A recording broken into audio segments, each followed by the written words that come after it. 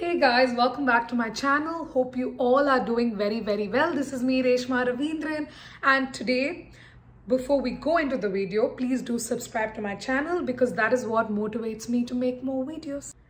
So basically, I know co-op is like a very new term for most of us because personally, I haven't heard of the term co-op back in my home country because we just had internships. But internships are basically things that we do on our own, and sometimes it's just a part of our curriculum and stuff like that. And sometimes we do internships out of interest to gain industry knowledge and everything. But when it comes to co-op, co-op is basically part of your curriculum, and generally you will need to complete co-op in order to get your degree.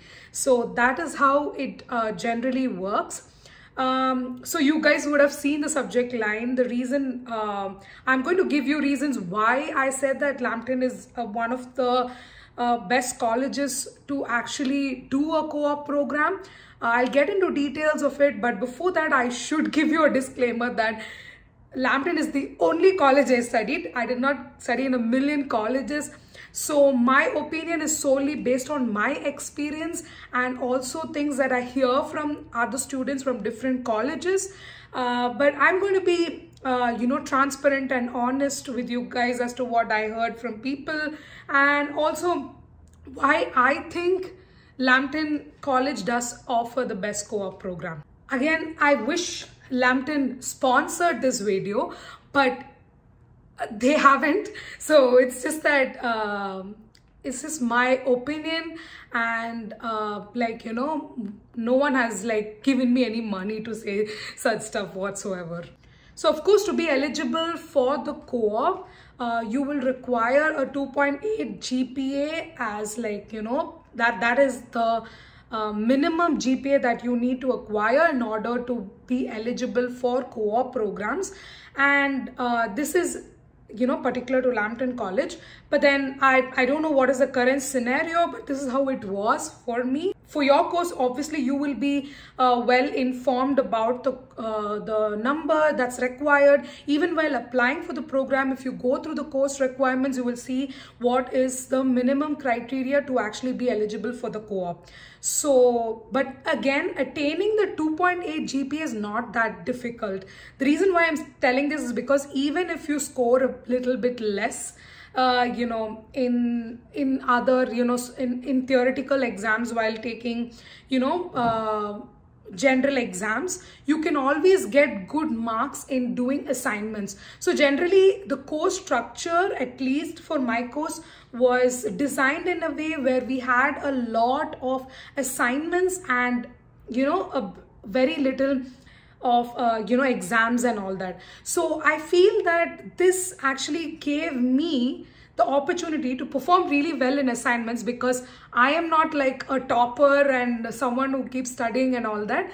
So I feel that for someone like me, assignments was something that helped me achieve that score. So basically, I think that if you are able to concentrate on your assignments, because this is where you are going to show your ability, how you can handle yourself in a group and how you're doing assignments, because this is where you can actually put in your creativity and show your instructor as to what you can do.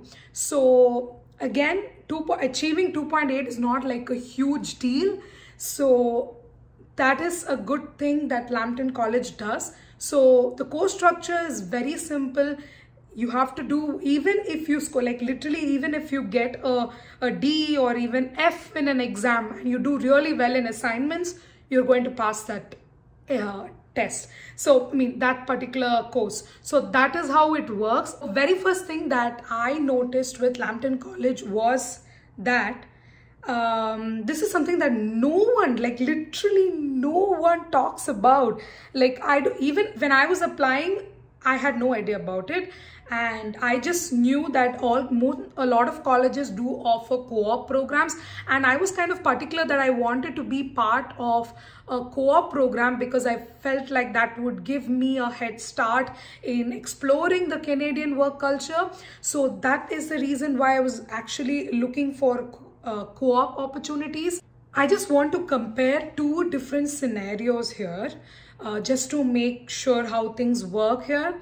So in Lambton College, for co-ops, basically what happens is that you get an opportunity to either do a co-op or a project at the last term.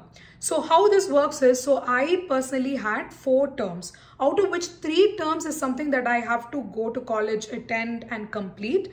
And the final term is something where I can do a co-op as in a full-time job. So basically co-op is like an internship. So that will be considered as part of my course. So once I complete the co-op, I'll be given the degree. So that's how it works. So in case, just in case, you do not get a co-op, so what happens then? Lambton College offers an opportunity to do a project instead of a co-op, because obviously not everyone will be able to land in a co-op opportunity. So what happens to them? So they will be able to do a project. So the difference between someone who doesn't get a co-op and who gets a co-op is just that someone who doesn't get a co-op will still have to pay an amount to the college, because obviously when you're doing a project, you will need an instructor and they will be helping you out with it.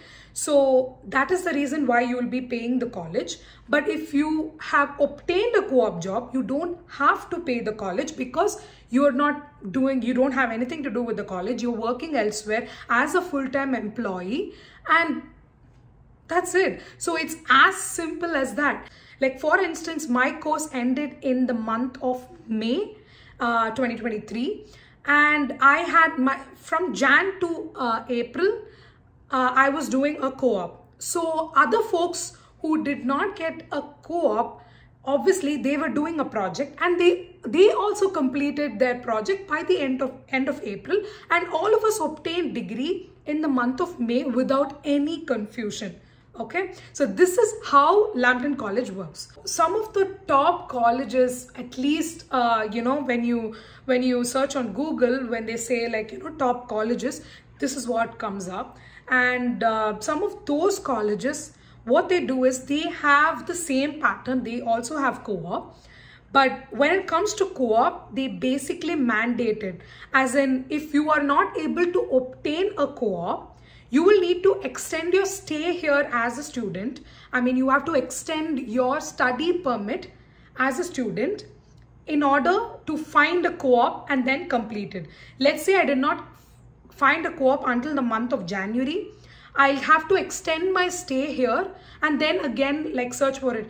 Maybe, for instance, if I don't find a co-op until March or maybe even April, what happens is that I will still have to extend my study here as a student and continue to look for opportunities, and all this while I'll just be searching for jobs. That's it. And meanwhile, I can also do courses in college, but until I do finish the co-op, I will obviously not be eligible to complete the course. I think this is such a nightmare, guys, because I really appreciate the fact that some of the colleges do offer an opportunity for us to do a project if we don't get a co-op, because we cannot be certain that we will get a co-op right after we complete everything. It's sometimes we might get, and with the situation right now, everything is so uncertain. So how would you know whether you will actually find a co-op or not?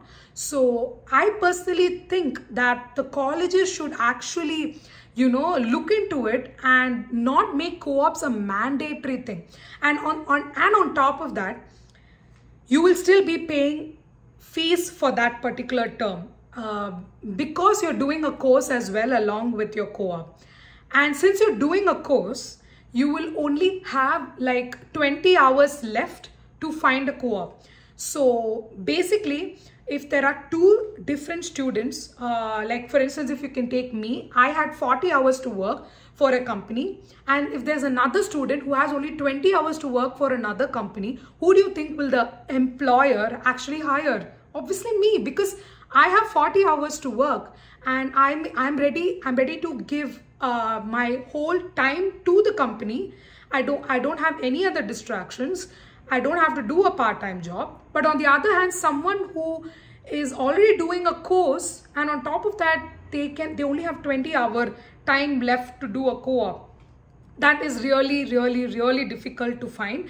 Now, the reason why I'm explaining all this is because while applying to college, you need to understand whether the co-op is actually mandatory or not. Because like I said, in Lambton, if we don't do a co-op, there's a slash that says or project. So if you don't get a co-op, you'll be able to do a project, you'll complete the course on time, and then after that you can start looking for full-time opportunities just like everyone else. But in other colleges, in some colleges, obviously, they do not give the opportunity to do a project. Rather, they are forcing the students to get a co-op, and that too with 20 hours of time. And they still have to pay the college, and with 20 hours, most of them end up getting unpaid internships, unpaid co-ops. And when they get unpaid co-ops, they'll obviously have to do another part-time job somehow in order to manage their expenses. So how do you think that's even fair to the students? So like, this is something that I don't think anyone, I have not seen anyone actually explain about this situation, and I really don't know why. I'm not sure if I've said all this in a way that you guys are able to understand, but I think this is just the gist. In Lambton College, you get a chance to either do co-op or projects, so this way you will be able to complete the course on time. And also, if you do a co-op, your final term is something where you don't have to pay anything to the college, which I think is great. And you're doing a full-time job. Obviously, you're getting the right money, and you don't have to do any part-time because you're working for 40 hours. So I think you can manage your expense with a full-time job. And on the other hand, some of the colleges, they make you do a part-time co-op, and sometimes you might get or might not get, and you'll still have to pay the college because you're doing a course. And in case you don't pay it on time, it's going to take a bit longer. Again, you'll have to pay more fees to them. So make sure you actually look into the course and see whether you have an opportunity, and if you're ready to take the risk, it's up to you, and it's completely up to you. You need to think about it. And one more thing that I need to tell you guys is that here in Canada, this is a very big myth. I know in some of our countries, when you study in a really fancy college, you'll obviously attract some of the top companies. We have campus placements coming to the college and everything. But here, I don't think so that the college actually plays an important role here. It's just the experience and the skills that matter, because I don't think that just because you studied in a top college doesn't mean you will obviously get a job. So if all you need is experience and skills, so it's okay even if you're studying in a second-tier college or whatever it is. It's up to you to do the research and make sure you know everything about the course, and make sure you know what you're going to get yourself into. And don't come here and be like, oh my God, I didn't know about this. The college is doing all this. The college is scamming me and all that thing. So that's it, guys. This is something that I don't think most of us even talk about it, and I think this is something that you guys definitely need. So please do watch this video, and also don't forget to share this with as many students as possible, because I'm pretty sure that most of us would apply to these colleges and get into trouble. So do share this video to your friends who are coming here as well, and please continue to support my channel, because that is what motivates me to make more videos. So thank you so much for watching this video, guys. Bye. Take care.